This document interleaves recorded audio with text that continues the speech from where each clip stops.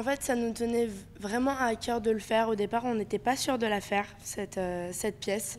Mais ça nous a pris tellement à cœur. Le texte était vraiment très touchant. Et on prenait parti pour aimer Césaire, pour tous ces Martiniquais, pour tous ces esclaves de Guadeloupe, parce qu'on est quand même sur une île qui a beaucoup de vécu.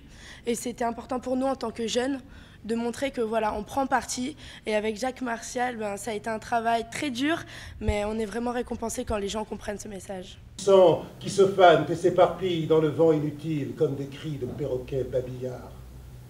Une vieille vie, menteusement souriante, ses lèvres ouvertes d'angoisse désaffectée.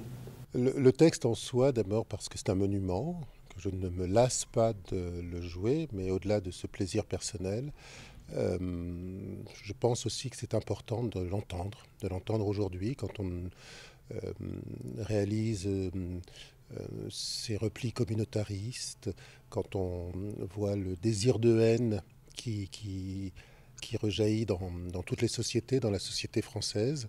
Je crois qu'il est important de faire entendre ce texte qui appelle chaque individu à la responsabilité et à la prise en charge non seulement de son destin individuel, mais du destin collectif. Et que la vie en collectivité et en collectif, c'est un engagement individuel et qu'il faut relever ce défi. C'est le défi du XXIe siècle. Et donc ça me semblait important de reprendre cette parole. Au départ, on était très réticents parce que quand elle nous a confié Cahier de retour au périnatal, on a vu le travail conséquent qu'il fallait donner et on était vraiment intimidés.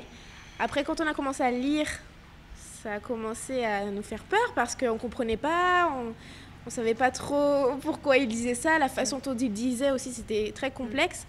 Mais après, petit à petit, la dame nous a aidés, Madame Cancel nous a aidés, elle nous a expliqué le contexte historique, etc. Donc, au bout d'un moment, on s'est quand même identifié dans ce qu'il disait et on est quand même de Guadeloupe, donc on comprend un peu l'histoire qu'elle a vécue, la Guadeloupe, et la Martinique, donc voilà. Et aussi de Gacopa et de Franche-Huronne et des terres très riches en succulences et pas regardantes. Et l'on s'y part qu'une vingtaine, et la rue est déserte, et le bourg n'est plus qu'un bouquet de champs.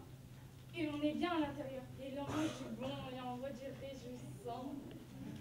Et il y a du boudin. Celui est droit de deux doigts qui s'envole en volubile. Celui-là, j'ai trapu. Le vénère goût de serpolet, le violon avec une essence pimentée. Et du café brûlant, et de l'anis sucré, et le soleil liquide. Et toutes sortes de bonnes choses qui vous imposent autoritairement les muqueuses, vous les distillez en vissement et vous les tissez de fragrance.